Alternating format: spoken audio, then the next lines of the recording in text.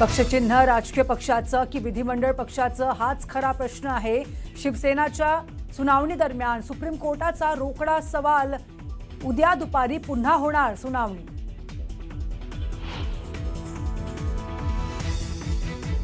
शिंदे गटाची प्रत्येक कृती बेकायदेशीर। सुनावणीनंतर राऊतांचा घाणाघाणात तर सर्वोच्च न्यायालय योग्य निर्णय घेणार। राहुल शेवाळेंकडून विश्वास व्यक्त।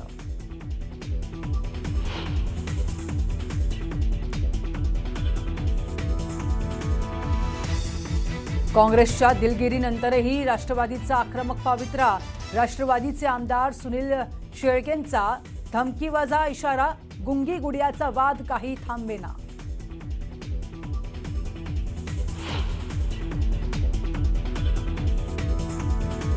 सुनील तटकरेंनी धनंजय मुंडेंचे टोचले कान। प्रमुख व्यक्तींच्या पत्रकार परिषदेत इतरांनी हस्तक्षेप करणं चुकीचं, तर धनंजय मुंडे कशामुळे बोलले हे समजून घेईन, तटकरेंनी केलं स्पष्ट। शरद पवारांच्या पक्षातील प्रवक्तेपदाच्या सर्व नियुक्त्या रद्द। प्रवक्त्यांची नव्यानं नियुक्ती होणार असल्याची शशिकांत शिंदेंची माहिती। मुंबई पालिका महापौरांच्या बंगल्याच्या डागडुगीचं कोट्यवधींचं टेंडर अखेर रद्द। चुकून महापौर बंगल्याचा टेंडरमध्ये उल्लेख झाल्याचा महापौर तावडेंकडून स्पष्टीकरण।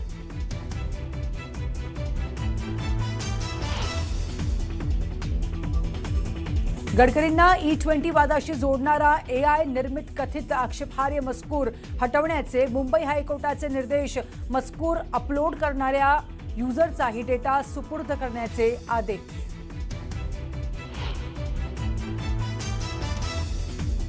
जळगावच्या सुवर्णनगरीत सोने चांदीच्या दरात पुन्हा उसळी।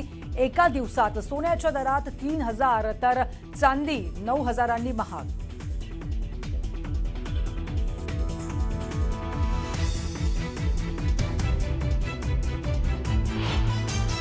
आपण बघतोय कपिल सिब्बल यांनी राहुल नार्वेकरांवर जोरदार हल्लाबोल केलाय।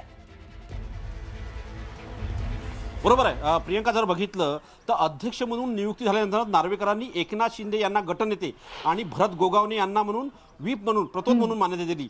महाराष्ट्राचं संपूर्ण भविष्य या निमित्ताने अंधकारमय करण्याचा प्रयत्न यांनी केलेला आहे। अध्यक्षांना कोणताही आदेश मॅडसम जारी करता येत नाही आहे, तो त्यांनी मॅडसम जारी केलेला आहे। काहीतरी प्रक्रिया असायला हवी।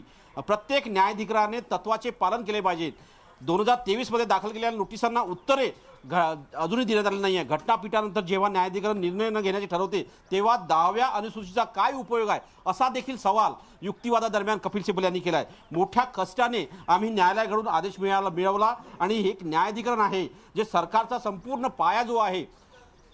एकनाथ शिंदे यांनी जे यानंतर जे सत्ता संघर्षानंतर आणि ज्या पद्धतीने गुवाहाटी सुरत यानंतर जे घटनाक्रम घडत येते त्यानंतर जे सरकार स्थापन करण्यात आलं, या सरकारचा संपूर्ण पायाच हा बेकायदेशीर आहे असंही त्यांनी म्हटलंय। तरीही त्या बेकायदेशीर सरकारने आपला कार्यकाळ पूर्ण केला असाही युक्तिवाद या निमित्ताने कपिल सिब्बल यांनी केला आहे। आणि आता पुन्हा युक्तिवाद सुरू आहे।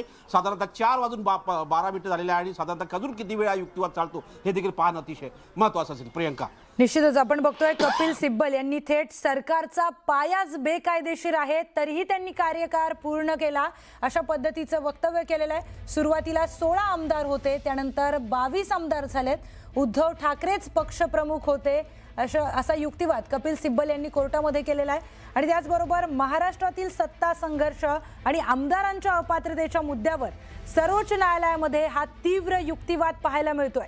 ठाकरे गटाचे वकील कपिल सिब्बल यांनी विधानसभा अध्यक्ष राहुल नार्वेकर यांच्या निर्णयावर आणि तत्कालीन सरकारच्या वैधतेवर आक्रमक शब्दामध्ये बोट ठेवलाय।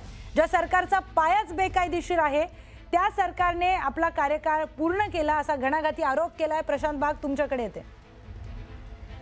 गोष्टी महत्त्वाच्या आहे की एक तर सुप्रीम कोर्टामध्ये सुनावणी दरम्यानमध्ये सत्ताधारी म्हणजे की भारतीय जनता पक्षाने स्वागत करायला तयार होते हा मुद्दा उपस्थित कपिल सिब्बल यांनी केला। त्याचनंतर राहुल नार्वेकर यांच्यावर निशाणा साधला। राहुल नार्वेकर हे सुद्धा भारतीय जनता पक्षाचेच विधान परिषद सदस्य आहे, पण ते विधानसभेचे सभापती सुद्धा आहे, अधिपती सुद्धा आहे।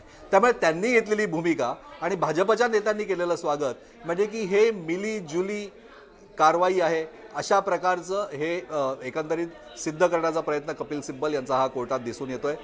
राजकारणामध्ये या गोष्टी होतच असतात.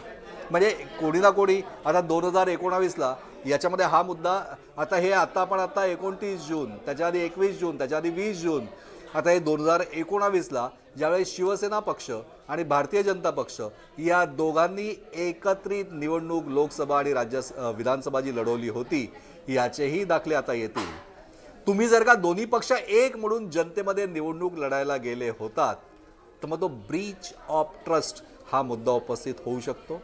हा जनतेशी विश्वासघात आहे हा मुद्दा होऊ शकतो. आणि कोणताही कायदा आणि संविधान याचा मूळ आधारच सर्वसामान्य माणसं आहे. हाच मूळ गाभा आहे. त्यामुळे हा मुद्दा अनेक वेगवेगळ्या प्रकारे, याला असे नागमोडी वळणं नाही आहे, याला असे अनेक वेगवेगळ्या प्रकारचे हे कायदे पंडित वेगळ्या प्रकारचे वळणं त्याच्यात येणार आहे. कपिल सिब्बल मुद्द्याच्या आधारावर युक्तिवाद करताय, पण त्याचबरोबर अनेक मुद्दे उपस्थित करायला इतरांना सुद्धा हा राजमार्ग पूर्ण मोकळा दिसतोय.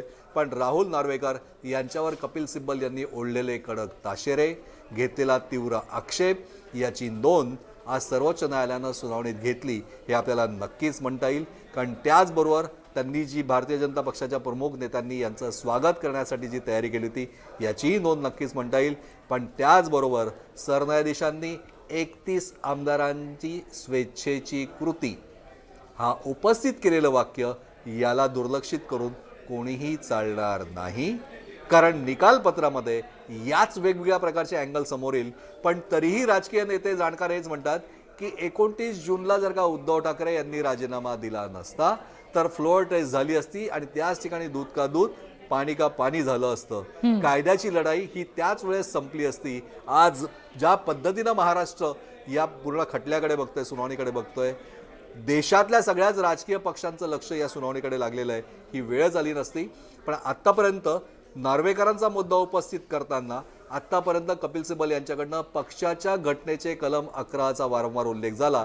पण आता मात्र ते मूळ मुद्द्यावर आले, आणखी 10व्या परिशिष्टावर ते आलेले आहेत. प्रशांत बाग, कपिल सिब्बल यांच्याकडून आणखी एक युक्तिवाद करण्यात आला. कोणत्याही लवादाला किंवा प्राधिकरणाला ठराविक प्रक्रिया असते आणि नैसर्गिक न्यायाच्या तत्वांचं पालन करावं लागतं.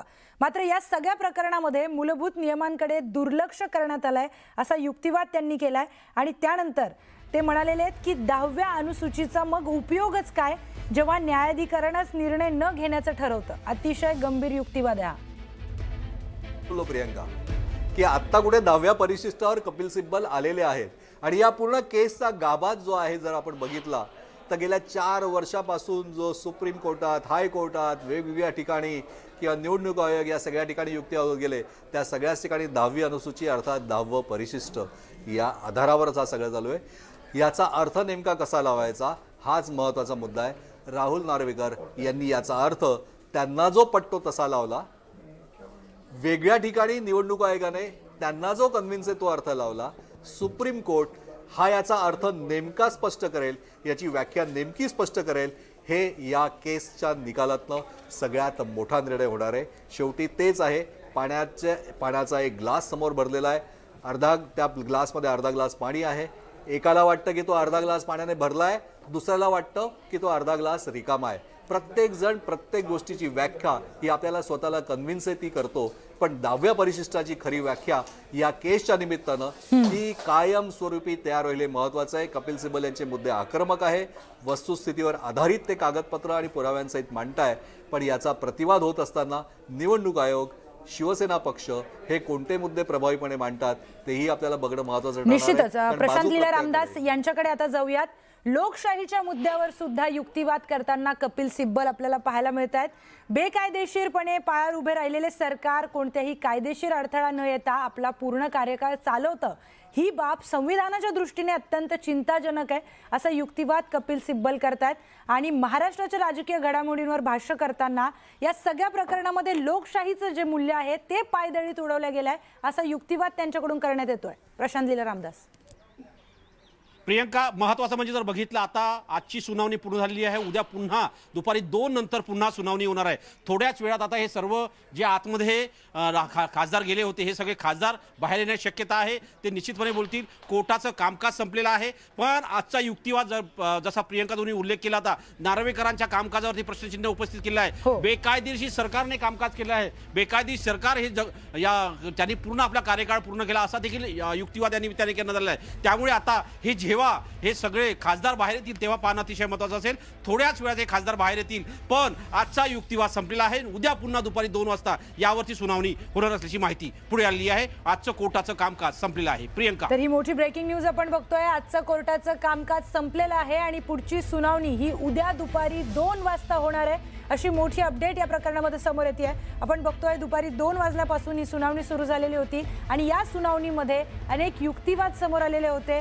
अनेक गंभीर युक्तिवाद कपिल सिब्बल यांच्याकडून करण्यात आले आणि या सगळ्या प्रकरणाची आता उद्या दुपारी पुन्हा 2 वाजता सुनावणी होणार आहे. या सगळ्या युक्तिवादामध्ये नार्वेकरांवर युक्तिवाद कपिल सिब्बल यांनी केलेला होता. आम्ही मोठ्या संघर्षानंतर न्यायालयाकडून अध्यक्ष हे एक लवाद असल्याचा आदेश मिळवला, तरी सुद्धा घटनापीठाच्या निकालानंतर 2023 मध्ये नोटिसांना उत्तरं दाखल केली गेली. कायद्याच्या औचित्यावर जेव्हा प्रश्न उपस्थित करण्यात आला तेव्हा सुद्धा लवाद आणि अध्यक्ष निर्णयच न घेण्याची भूमिका घेतात, तेव्हा संविधानाच्या 10व्या अनुसूचीचा नेमका अर्थ आणि उद्देश काय उरतो असा युक्तिवाद कपिल सिब्बल यांच्याकडून करण्यात आलेला आहे. त्याचबरोबर लोकशाहीची मूल्य पायदळीत उडवली गेली असा सुद्धा युक्तिवाद करण्यात आला. या सगळ्या प्रकरणाचे अपडेट्स आपण पाहणार आहोत. आत्ता वेळ झाली का छोट्याशा ब्रेकची. पात्रा न्यूज 18 मराठी.